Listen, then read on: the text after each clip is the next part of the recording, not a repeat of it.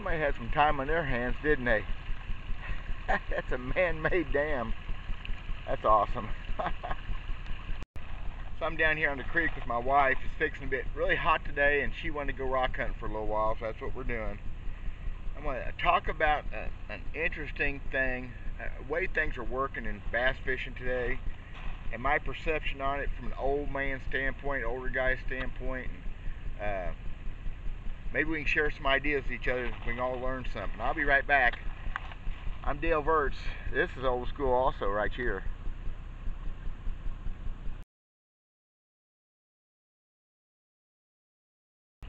So I thought I would talk today about innovations in bass fishing, for good or better or worse, or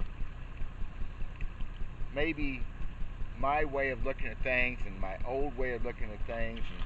And this isn't a forward-facing sonar deal. That's an innovation I care less about. I'm thinking more tackle, techniques, baits, and a huge oversell to me of all these new ideas, all these rigs. I could not tell you what a Nico rig is. I don't know. I've thrown a Ned rig. There's a free rig and the Ozark rig, a weighted hook stuff. How important is all of it? Maybe it just fits your methods, your way of doing things. I'm thinking maybe more all the time that's what it is. Everybody's looking for a way to reinvent the wheel. People are looking for a way to make things easier, I guess. The whole world's about being easier. But sometimes there are definitely innovative things come down the pike. I said this year I'm throwing, it's not even new, a Senko and a wacky rig. That's old already. I just never did do it. I quit fishing the time it come out, and I understand the importance. I understand how good it is. I caught fish yesterday. There'll be a video coming out directly. I whacked them on it yesterday. The shaky head. It's just a reinventing thing, but I need to figure out how it's being done to catch quality fish. So I'm willing to open up on some things. All these different rigs and ideas and all these YouTube videos. This is the ultimate. This is the best. Bull squat. The best whatever's working any given day for you. And I'm kind of going to be blunt about that. So I'm going to talk about a couple other things here. One of them pretty cool. One of them I don't like. I don't think. But then again, maybe I'm being closed-minded. You know, innovation is kind of the heart and soul of bass fishing. Until you get the technology part, which I think overscores everything. That's beside the point.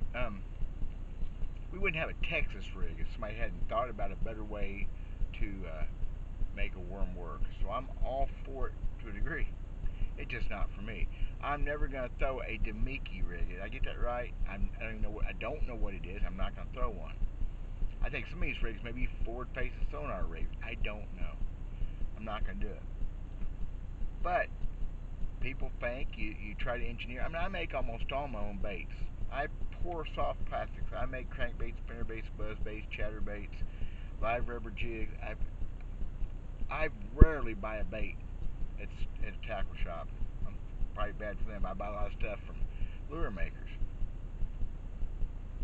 I've got a buddy of mine, internet buddy. They call him Captain Bass and Lou. Little like this. He is a guide in the Everglades in Florida, mostly for bass. Someday, things worked out, I'm going to go down, we're going to film, I'm going to fish with him. That's those places you catch 100 bass a day sometimes, and peacock bass, and other, exotic things. It would just be a lot of fun to try that, not to mention a chance of getting a real toad. He also has a YouTube channel. I'll put a link in the description below. He's trying to make a channel. It's so tough. But Lou is big on trying new things. He's like a kid. I get a kick out of it. And I'm all for it. I'm all for him. I was going to talk about a couple things he's done recently, though. One of them did real good for him on the internet. He's got a lot of response. And the other one, I don't like the other one. So I'm going to talk about those two things. It's really interesting what he's done, what he came up with. The first one actually come off of the ultimatebass.com website, the discussion forum there. And it is a through the bait hook rig for a fluke. Now this is not new, but it was new to him, and the way they brought it up was new, and he's using it, just loves it. I have never done that. I've done the through the hook swim bait, and it is an awesome looking deal. If and I haven't studied on if as long as I'm fishing heavy cover. Of course, he fishes a lot of grass and weeds. He has a lot of weed lines, a lot of grass lines, open water, solid lines. I think that's a genius rig. I think I'm gonna play with that some. I don't throw a fluke hardly ever. I throw a sluggo, but I don't throw a soft jerk bait year round. He kind of does. Florida's different than Missouri by a long shot. So I saw some of that and watched his video, and it is an awesome, kind of a neat way of looking at things. I don't know how it affects the action of the bait the way I fish it, but anyway, I'm going to try that. That is on my list for next spring, maybe this fall. I'm going to get stuff together to have those ready to go. I've already got stuff kind of together because I'm doing those 5-inch and 4-inch swim baits. I'm putting through the hooks on them some. The ones that I pour because I make them myself. Isn't that horrible?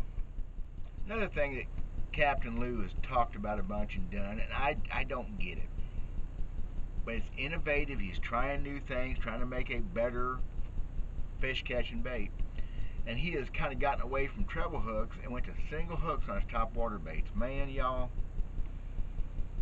I guess really I ought to try it. I understand if the fish gets a hook, the hookup may be better than with a treble hook. But I've done a lot of things over the years to make my treble hooks work better, split ring my spooks, a little bit bigger hooks sometimes on baits, and my hooks are deadly sharp. Top water and a jerk bait. You have to have there's just no excuse. You have to have the sharpest hooks possible. But he's hanging them single hooks off, and it looks weird, and he loves it. I am going to have a hard time doing it. I'll have to try it now, so I'll get on to me if I don't. I've just had so many bass over the years pop a top water instead of grabbing a hold, hit it with their mouth closed, slash at it. I just feel like, especially as a tournament bait, that single hook's only going to catch them if they envelop it, if they just get up there and just choke it down. I could be wrong. He is in love with it. I don't know if he does on all his baits. I don't know if he's doing on plugs and other stuff too. But on his walking baits, his top water baits, that's what he's doing. So it's innovative. It's interesting. And I instantly didn't like it. That's probably the wrongest thing you could do when it comes to something new, right? Innovation, thinking, is not a bad thing. Thinking outside of the box. I have made my own baits since I was in high school. And a lot of it was incorporating my own ideas. I have color combinations I've grown to like, especially the fact that nobody else has them because they're mine. Basically, nobody else has them. I invented some of this stuff. I've kept some of this stuff pretty close. But colors notwithstanding, bait designs, proportions, the way it looks to a fish, the way the fish gets a hold of it, your hooking percentages, all that, if that can be improved, wonderful. My jigs, I have a better jig. I have a jig. It won't get hung. It's so hard to lose one of my jigs, and the hookup ratio, I don't think there's a better jig in the world. At least for me, I've never seen one better. So again, I'm all about thinking, trying new things.